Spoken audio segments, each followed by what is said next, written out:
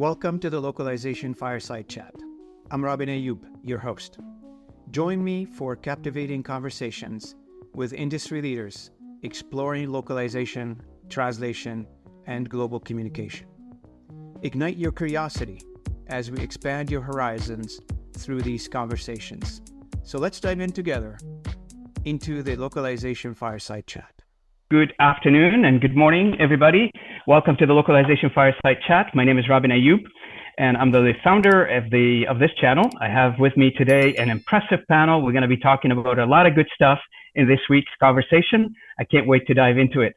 I'm joined today by various experts from various topics. The topic for the conversation today is economics, and how does the localization and the learning industry and a variety of industries within the macroeconomics of knowledge-based industries connect and interconnect together, and what can we learn and benefit from each other as we explore this large topic.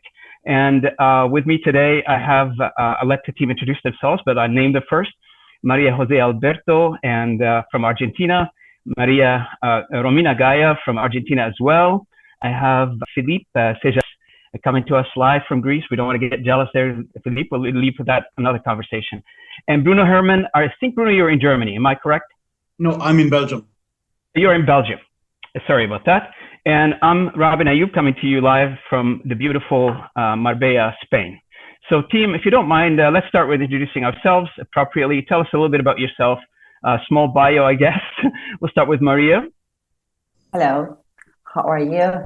Well, my name is María José Alberto. I'm the CEO of ILS. I run a translation company since 2007, and as I said, I'm a translator myself. And for some reason, I'm talking here about knowledge-based services because I didn't know about that when I started 20 years ago, more or less, or more. I don't remember. But this economy that we are talking about right now, it was something that didn't exist as such before. And I met Romina working on some I'm part of an association of language companies in Argentina, and we had the chance to introduce the topic to the government some years ago, and that's where I met Romina. She helped us a lot at that time. So, I'm also part of Women in Localization as a chapter manager for Argentina. So I'm really supportive of the translation and localization industry, and it's amazing all the people that I've managed to meet along these years, because this is a global industry and that's something really beautiful. So I'm really happy to be here. Thank you, Robin, for the invitation. Thank you, Maria Jose. Appreciate it. Romina, you want to go next? Okay, thank you. First of all, thank you, Robin, for having me. I'm very glad to be here. My name is Romina Gayá. I'm an economist, and I work as an independent consultant on trading knowledge-based services. I work for international organizations, business chambers, SMEs who want to go global. So I really enjoy working in this industry. I really like it, and I think there are many interesting opportunities. Thank you. Thank you, Romina. Appreciate it. Philippe? Hi, Robin. Thanks for having me on the show, first of all. My name is Philippe Séjalon. I'm the co-founder of the IINGAGE Institute. We provide the exciting digital training to insurance companies and banks around the world. And we love learning, we love training, and we understand technology and insurance very well. So that's how we decided to make basically the whole experience of onboarding in insurance companies a more exciting thing. That's what we did. Excellent. Bruno. Yes, thanks, Robin, for having me as well. My name is Bruno Herrmann. I'm based in Brussels, Belgium. I've been in the content industry for 30 years this year. And so I started as a translator, as a linguist, and then project manager. And then I joined the client side of the content industry. So I worked for several multinationals in different industries, technology, life science, business intelligence. And right now I'm a consultant working on the one hand with executive leaders about, the right strategy for international content, And on the other hand, I'm also very hands-on, creating and improving content operations for several organizations in the private sector. So that's the sort of very practical side of my consultancy. Thanks. Excellent, Bruno. Thank you. And now let's dive into the conversation. I guess, my first question goes to María José. From your perspective, what drove and what motivated you from the thinking perspective to start thinking broadly from localization, from translation to knowledge base? What was the impetus to drive that thinking, if you will? Well, actually, I didn't know what was knowledge-based services, as I said before some work and before this was introduced locally by government agencies in Argentina. But it's amazing how we are it's not just the translation and localization sector. I mean, this encompasses so many other professions and so many other industries. And we are part of all that. And we realize that the translation and localization sector is cross-industry. So, and when we realize of that, it's okay, we are working with all these other industries that are also providing knowledge-based services that require just internet and require knowledge and require skills and soft skills. And it's not, heavy machinery here. So we started finding similarities with many other industries like, software, for example. And we, as an association, in the case of the Argentine Association of Language Companies, we got in touch with many other topics that we said, okay, this is not just translation. We're doing something, and we're in between many other things here, like, artificial intelligence, for example, and how that impacts our services and impacts our industry as well. So this is bigger. This is huge. And now with the arrival of ChatGPT and all that can add to our industry, we are also experiencing, as I said, something bigger than just translating. And we need to know, and we need to be in touch and collaborate with different industries and different professionals from different backgrounds to complement our sector. So this became really, really interesting, and that's how I ended up proposing you to talk about knowledge-based services, because this is really, it's happening fast. It's happening faster from the pandemics onwards, and we need to work together. No, I appreciate that. That sounds very interesting. And most industries, you hit a nail on the head. As we broaden our thinking, broaden our horizon, we can start adding services. We can start expanding our offering. We're all in business to make money at the end of the day. It's not a charity organization that you guys are running. At some point, you need to start thinking beyond what used to work a year ago or 2 years ago or 10 years ago, and now figure out what's the future hold. Now, moving on to Philippe, if you don't mind, Philippe, from a learning perspective, you're immersed into this. You've been doing this for many years. So tell us a little bit about the e-learning from your point of view, from your own experience. How big is the industry? What has been successes for you? What worked? What doesn't work? How does the technology impact you nowadays with the advancement of technology? I know IINGAGE is at the forefront of technology. How has that been able to help you out? Yeah, well, thanks, Robin. First, I would like to add also what you said before, the content creation, An average, just a quick statistics from OpenAI, an average library in the US has about 79,000 books. OpenAI, about 6 months ago, ChatGPT would generate books per day. So that's about the magnitude of change we see. So basically, when you create now digital training, you want digital training about blockchain, about crypto, press a button, put a prompt, you get your training. You want to add videos, you can have a whole system that now creates this. So on your question, how is training being impacted? AI is bringing an amazing shift for much more content. It can also increase quality. We have also seen the metaverse, 3D virtual worlds that can create a much more immersive experience. With AI, we can do what we call mass customization. We are all different. The way we learn is different. The way you learn, maybe you like reading, maybe I like watching videos, etc. So with mass customization, that is, we customize every single course to every single learner using your own personality set. That's exactly what we see now thanks to technology. So it's a very exciting time where technology is taking a front seat, but we should also remember that we are talking with humans. Our goals are humans. So we overwhelm them with content. We can overwhelm, all of us are now overwhelmed with content. So we have to make sure that we keep storytelling in the loop, that we keep to the core of the information, and that we do a simple progression. So that's about the main challenges that we've seen in training, and we're far from being there. Like a last point there, when I ask insurance companies who are our clients, what do you think about the state of training in the industry? They're very often saying it's not good enough. That's the feedback I got, and even from some of the best providers. So we all have to look at ourselves in a critical way here and saying, how do we make sure that there is an immersive learning, there is storytelling, and these are the challenges that we see taking place right now. So just to follow up on this idea, because we're seeing the same thing in the localization, I guess Bruno can jump in any minute here. We're seeing the same thing in localization industries as well. I guess it's across all industries, the impact of AI. I think there's what I call that when you drop it's like when you drop a rock in the water, it makes that splash and it just calms down a little later. Everybody's getting on board now with AI, you know, the attractiveness of AI, that ease of use, the cheapness of it.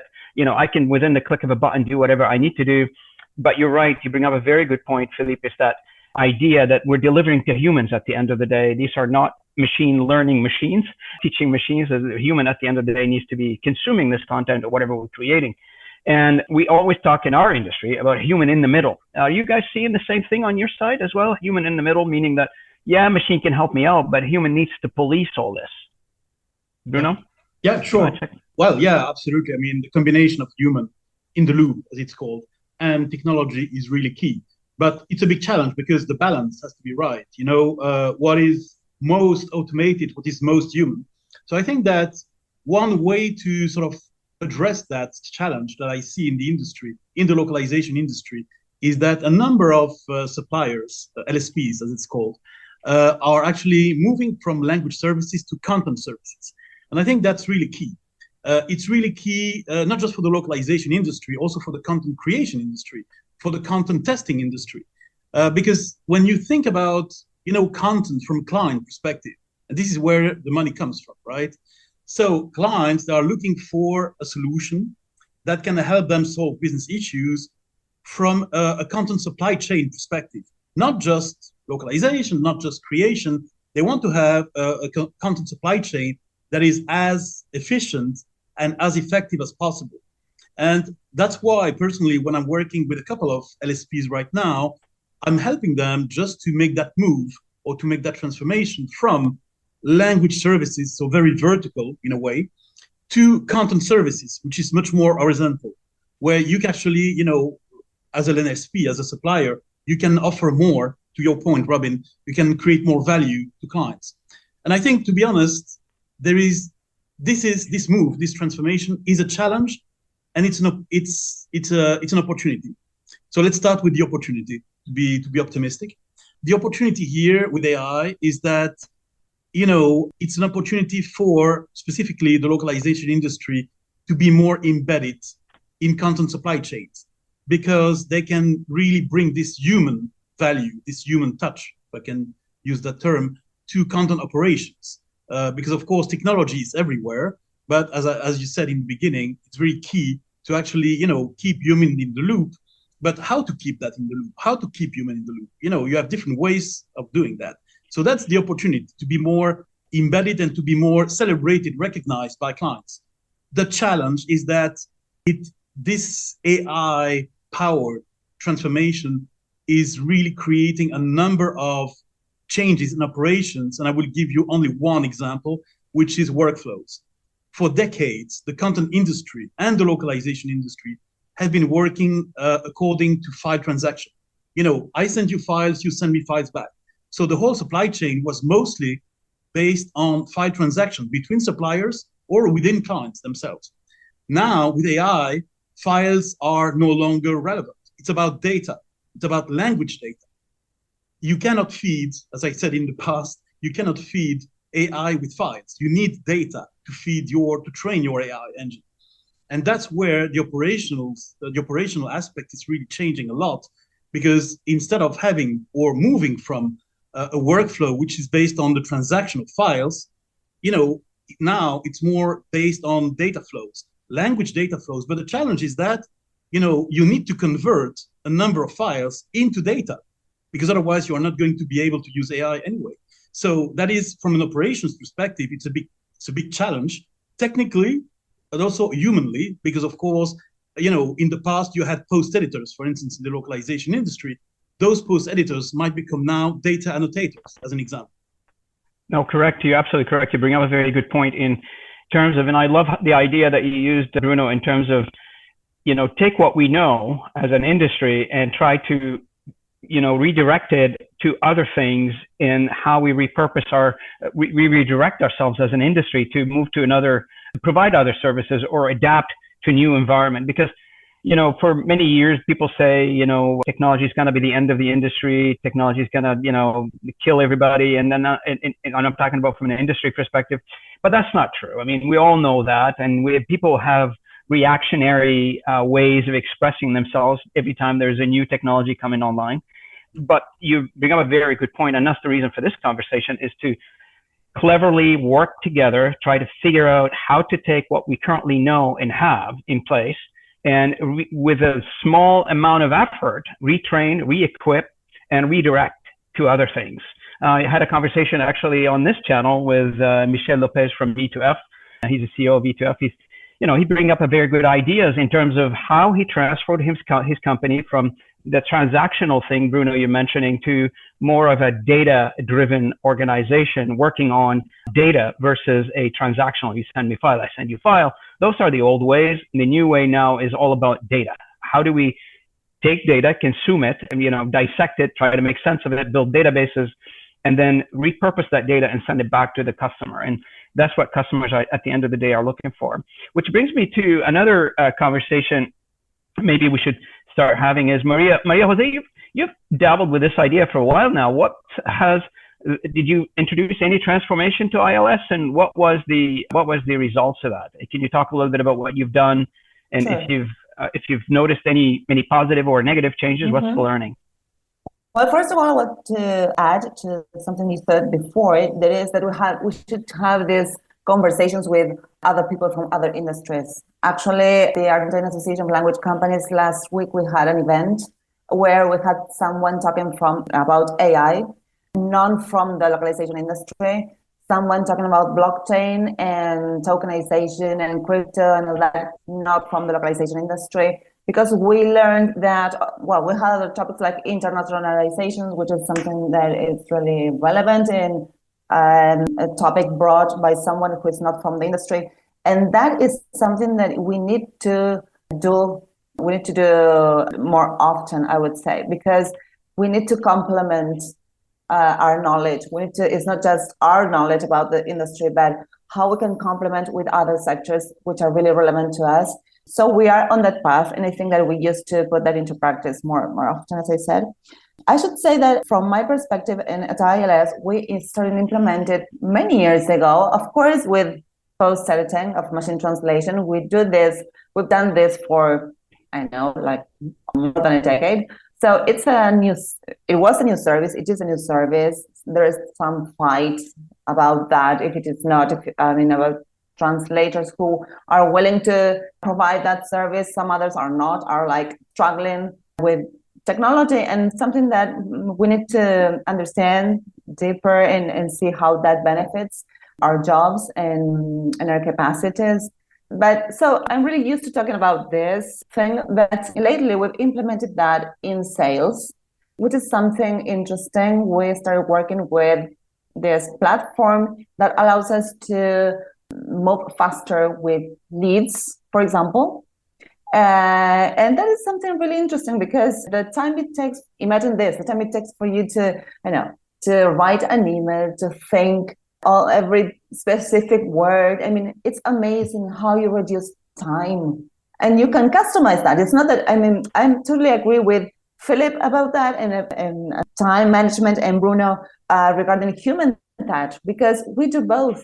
I mean, it's not that it's just AI. We need to customize things. It's not that it's for everyone it's the same. So there is this human. We need to remember that it's important, this human, to be in the middle. It's not just AI. But there are many things that are changing as jobs. And because this, I think it's revolutionizing the time it takes to do many things. And we saw that with post-editing. And this is moving forward to many other sectors. So maybe AI is not something that's going to be implemented in every part of your company, but possibly there are sectors that you need to identify in which it suits better and take advantage of that. And there are many people who are afraid. I remember being at Gala in Dublin April. And there was this debate about ChatGPT, and it was like devil. It was like, we're going to die. And, and the thing is, eventually we will, definitely. But the point is that in the meantime, we need, first of all, we don't have to be scared of this. We need to take advantage of it. We need to benefit from it. And things change. Otherwise, as they always say, we're going to die like the dinosaurs. We need to move forward and adapt.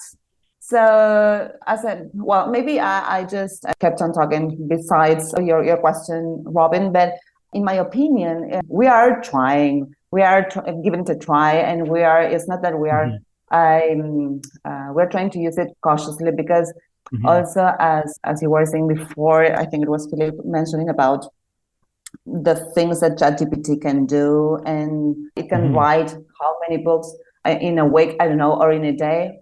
There are some restrictions coming on that. It's not that, for example, there are many areas in our sector that do not allow, for example, to use machine translation or AI, like life sciences. I think it's life sciences and pharma.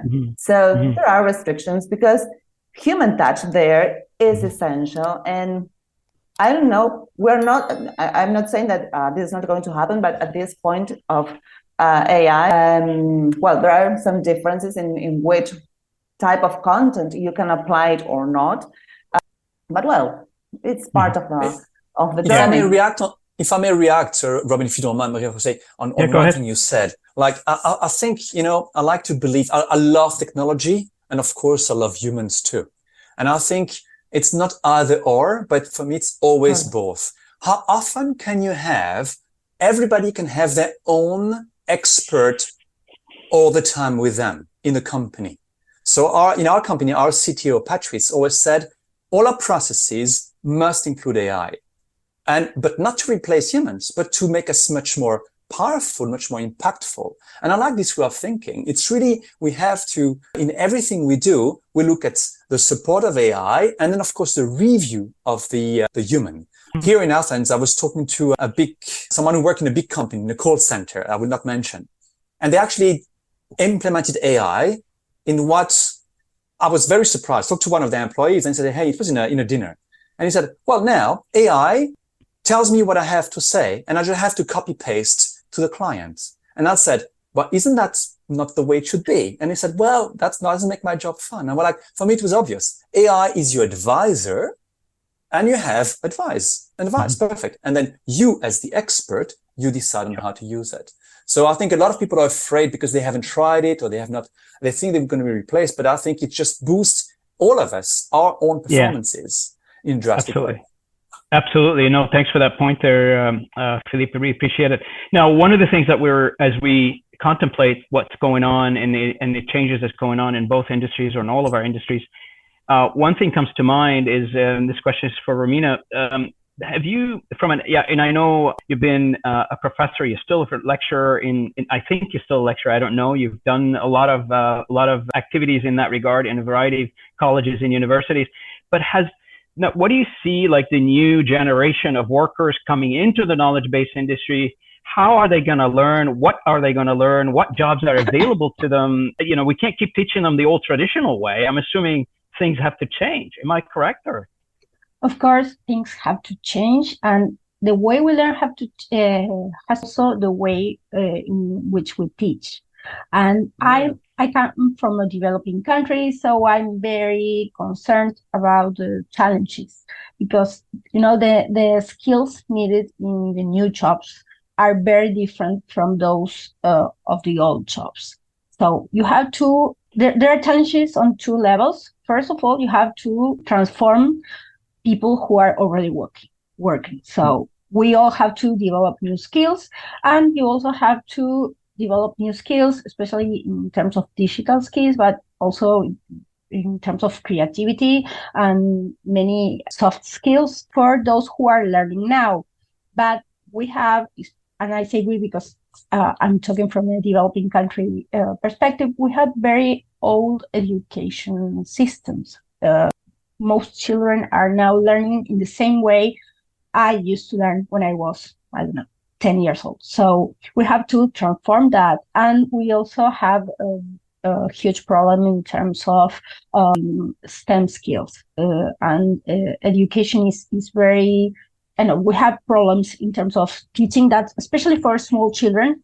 I teach at the university level, so my students already have those problems. And it's very important to transform the way we teach and the way in which students learn, so they can be prepared for the knowledge-based economy. Oh, great. And Bruno, from your perspective, now when we talk about the reorientating our industries and our thinking and the way we're looking at things, it doesn't matter which industry we're talking about, as long as we're in the content business.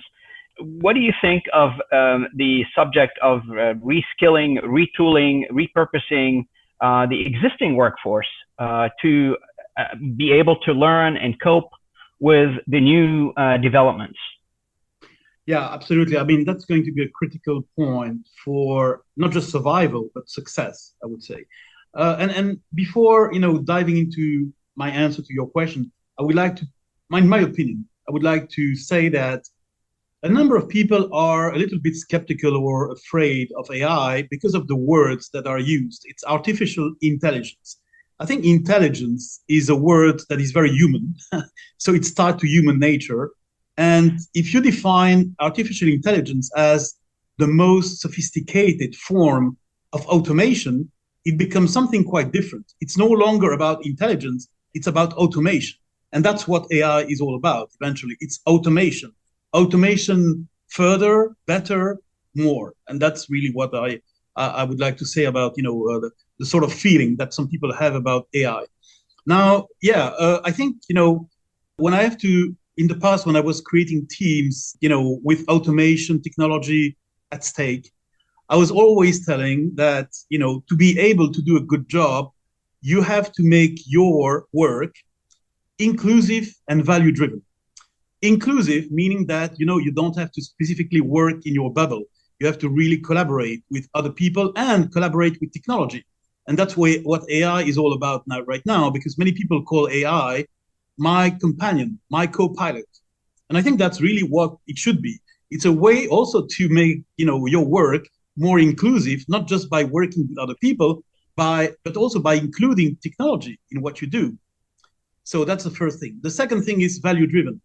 So, Robin, you gave the title of this session about including, I think, knowledge-based economy. And I think that's really what, people here, all of us here, we are doing in the content industry. We are, creating information, we are using information, we are improving information, but essentially this is all based on the value of knowledge. And, in order to sort of change or, make the change easier in terms of roles and responsibilities, it's really necessary to, learn a lot, to unlearn what is no longer useful now, and to relearn also things that, that were learned before, but that needs some updates.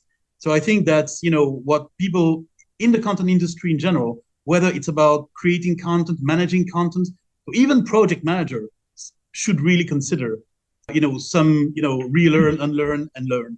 Simply because, you might say managing a project is managing a project, and there are some methodologies to do that.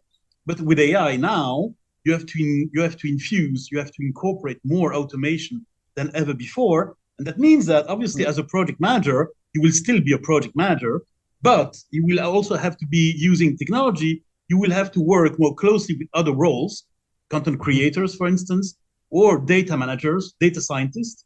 I love the fact that now, I spent 15 years in my life in a data science company. And I always preached when I was there. I was not a data scientist, but I preached when I was leading digital globalization and localization. I was preaching for more collaboration between the content people and the data people, as I call that. And, now I think the time has never been better to really create this synergy between, data scientists and content experts. Because you mentioned before, Robin, data is going to be more important than ever, but also because I think that the combination of data scientists and content experts is going to be great. Because on the one hand, you have, the expertise of the language itself, linguistic effectiveness, cultural effectiveness, functional effectiveness. On the other hand, you have the expertise of data management.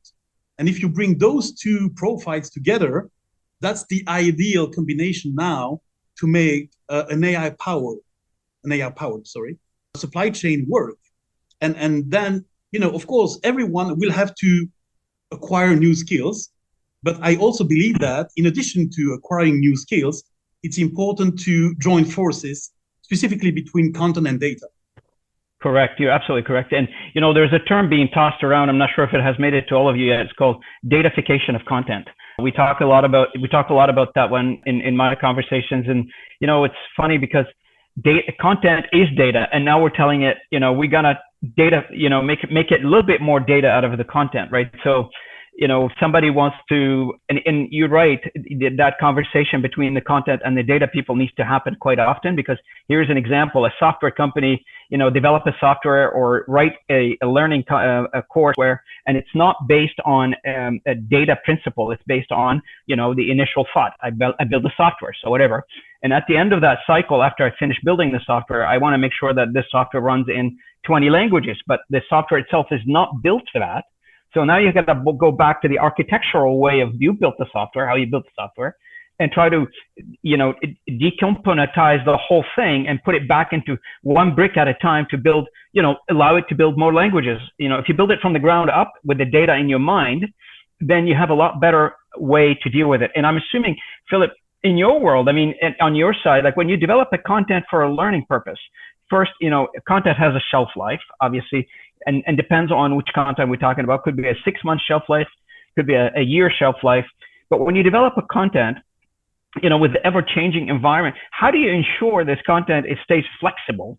Like with, the technology changes and the human part of it, make sure that this constant customization to the human liking, as you mentioned earlier, like, does that impact you, and how do you stay agile within that development cycle? I love your question, Robin. Basically, what we like big overviews and modularity. So every element has to be modular. So you think, first of all, also from the beginning, multilingual aspects, modularity of content, where does it belong? So you have basically a big map of all different modules, and you can plug in and out the different modules. And I'll give you a simple example. For example, there are some products in insurance. Maybe one is very important, our topic about climate change. So one of these modules might be interviews, expert interviews, exclusive interviews from specialists in the field. And that then you can plug this in or out if it's, for example, now it should be cyber security, for example. But what is very, very important in training nowadays to keep people engaged is that it's really like nearly breaking news, It shouldn't be something that you develop 3-4 years ago and that you keep serving all the time, because new generations don't want this. It has to be engaging with storytelling, and with this modularity in mind, you're able to update some elements of it without having to reshape the whole course from the beginning. Oh, that's absolutely. Yeah, that's absolutely, like, you bring up a very good point there, Philippe. The idea of modularity and making sure that you build things in components and you can move these components around. And it's agile development, right? So you develop it once, you move it, you use it many times. And then when you need a component somewhere, you just take it and plug it in. It goes from the design. So the design thinking has to change, right? So am I correct by saying that? Yes, totally, totally. So And if I may just jump back on what Bruno said before. Bruno, you said several times learning, unlearn, relearn. And so you all mentioned learning a lot, but I would dare to be a bit provocative. Is that really the priority of companies? Because in the company I was mentioning earlier, the learning was 2 hours. Here is how we're going to implement ChatGPT. People had never heard about it. They arrive in 2 hours later, they had to use and copy paste from ChatGPT. Now, that's one extreme example, but I think we are really in a learning world where I think we all have to learn and evolve, while the importance of learning really actually in companies, in my mind, it is not really as much in the C-level, but that's right. I agree, Philippe. And to be honest, to answer your question, it should be a priority, but it's not in many cases. Yep. And when I have to explain or justify why it should be a priority, it's a bit like other things to do, if I can put it like this, which is that, of course, it's an investment in time and money in the beginning, but it's going to save a lot of time and money afterwards. And that's the sort of, I can really use the analogy of the content supply chain. If you create content that is poor, not localizable, you might say it's going to be quick and dirty, and I pass it on the localization team, but the localization team will not be able to do anything good because the content will not be good enough, will be not ready for to be localized. So on the one hand, you will save a lot of time in the creation phase, but you're going to waste a lot of time and money in the localization phase because you won't be able to do anything. So training for me is the same thing. You need to invest indeed in training to make sure that people have the right tools and skills to do their job. And it takes money and time. But if you don't do that, you're going to waste, in many cases, much more money, much more time later on. So I always prefer to invest upfront, upstream as it's called, and save time and money downstream. And I think that's for me the value of training. It's not immediately valuable, but it's going to be valuable along the way. I think Philippe, what you're mentioning is a cultural shift. As business leaders around the world needs to start thinking from a training perspective, not necessarily a snapshot in time. Like, as you mentioned earlier, 2 hours on ChatGPT and you should be an expert. It should become a culture where you're learning constantly as an employee of this organization. It doesn't matter what organization it is. You're constantly learning. You're encouraged to learning. I was on an earlier podcast with another company. They invited me to speak about, sales and sales training and sales learning. And, one thing I'd say about training in general, if you don't enforce the training, if you don't really make it part of the culture of how you ask your staff and your employees to train and be involved in training, it's a wasted effort. You may as well throw the money on the road kind of thing, because if you're only going to do a snapshot of a training, people are not going to remember that. If you're not going to enforce it with behavioral and with cultural shift in your organization, they're not going to, it doesn't matter what training are we talking about. Today we're talking about AI. Tomorrow it could be about any other level of corporate training in your world. Philippe ensures sales. These things needs to be really enforced from the top down. In your world, and if I may, Robin, just quick, I love this topic. So, and also we speak a lot about enforcing it from the top. Yeah, that's basically the stick. But there is also the carrot, that there also your own envy to go and learn. And this is not fostered enough, I think, because people love to learn. Most people love learning. You just need to present it in a way with the storytelling, with the right attitude in these learning modules that people say, I want to learn it, instead of, I must learn it. Yeah, because there's, we talked about this before. I mean, even for me personally, like if you ask me to read on a personal level here, here's a document, go read this one and learn about it.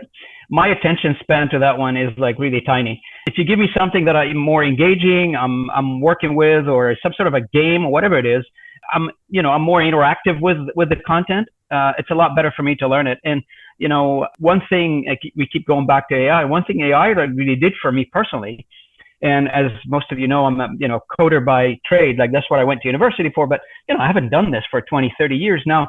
I can go to a ChatGPT and I can say, hey, give me a code on this particular routine, and it spits it out. And now it's back, it's back to me. That's amazing. The information is coming back.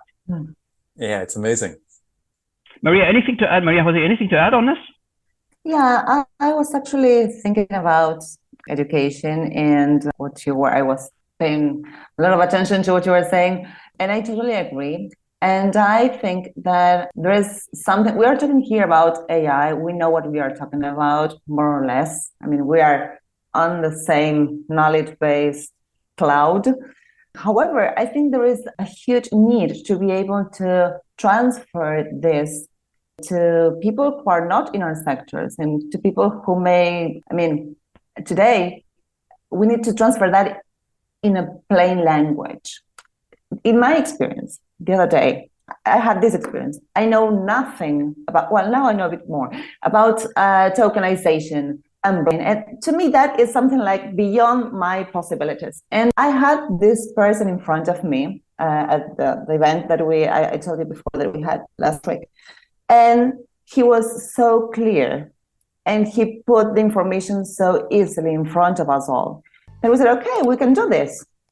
Or we can use it for personal reasons, for our businesses and for everything. So we need to remember that there are many people who are not so savvy at all this AI stuff, and that we need to build and create the same possibilities for many other people. It's not just us that we know we can train ourselves in our teams because of the industry we are here talking about. There are many people who feel that this is like beyond their chances, beyond their possibilities. And there is this need, I believe, from my point of view, that we need to transfer that in a way that all of us can benefit from AI and from all these things that are great.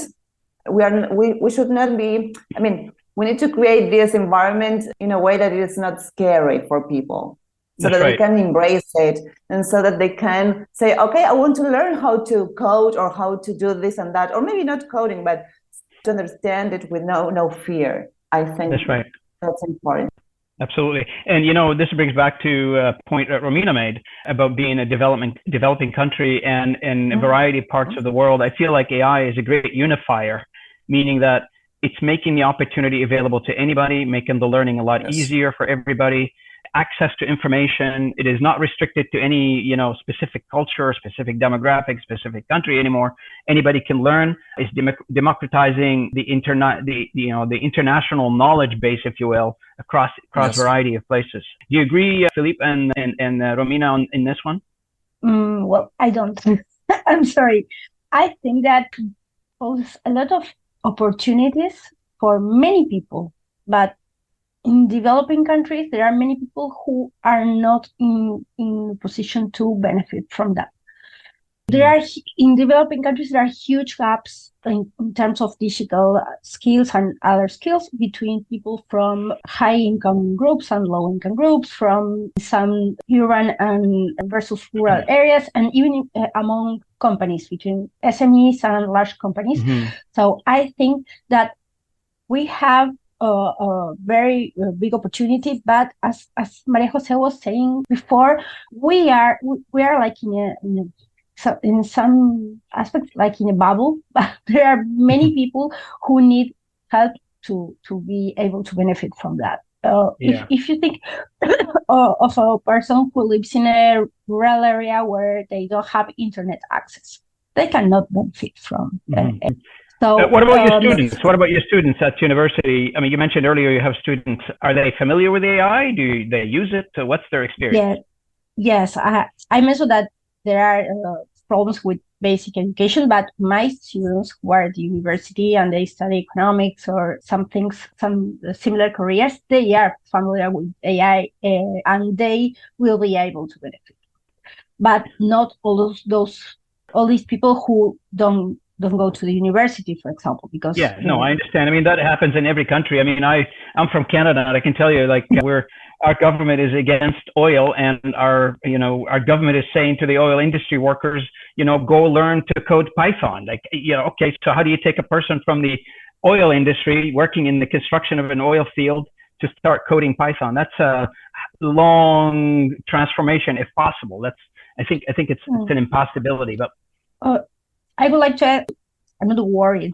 I mean, I think that we can really benefit from that, but we have to make huge efforts to help other people to benefit from that too. Oh, 100%. I agree. Sorry, we're coming up on an hour here, so it was for me. I can talk about this topic for hours, to be honest, but I just want to make sure that we're staying within the time of podcast. I will. If you don't mind, we'll go around and we'll just wrap it up. If you don't mind, a few comments from each of you. Start with María José on, what do you think of the conversation today? What you're hoping, for the future, that kind of thing. Well, I loved being here. I really enjoyed the point of view of all of you, and I think this is the way. I mean, we are people who have the chance to see this and to be living this AI era. And as such, I think that we have some kind of responsibility of transferring that to others and taking that to our companies and taking that to our environments. So I think that we are in a great moment in which we can combine artificial intelligence with human knowledge, and we have to embrace that. That's my point of view. So thank you, Robin. Thank you so much for the space, for the room, for this conversation. I really enjoyed it. No problem. Thank you. Romina, anything on your side? Thank you for having me. It was very nice to be here. I think this is a very important topic. Knowledge-based services offer huge opportunities for countries in general and firms in particular, and obviously for people. So we have to make sure that we can benefit. And Romina, where are you located? Are you located in Cordoba or Buenos Aires? No, in Buenos Aires. Oh, Buenos Aires. And María José, you're in Cordoba, right? If I remember? No, Buenos Aires. You're Buenos Aires?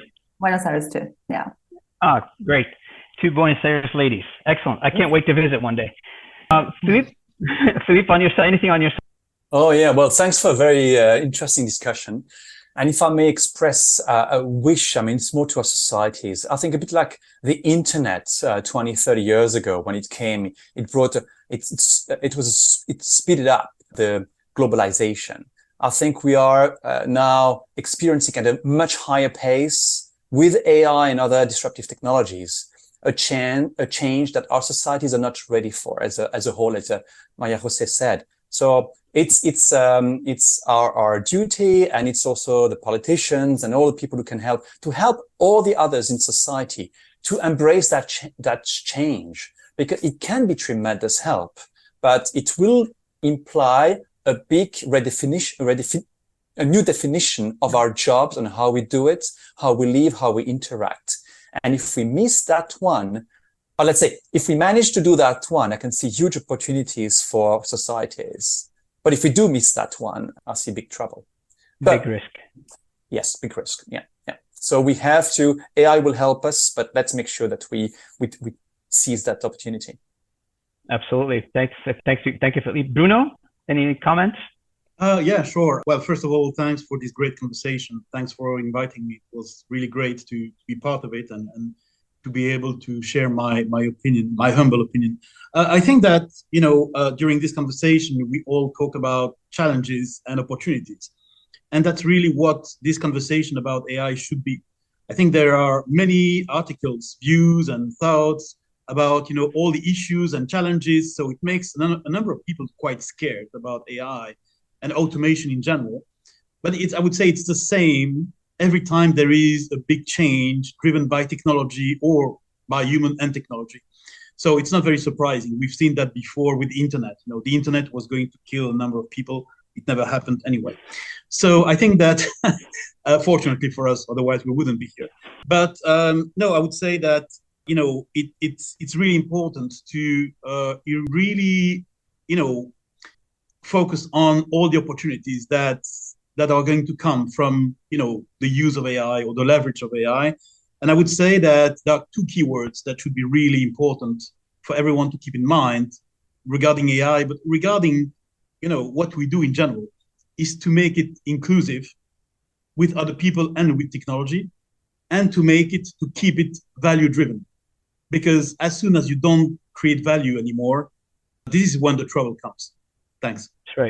That's right. Well, I want to thank our panel.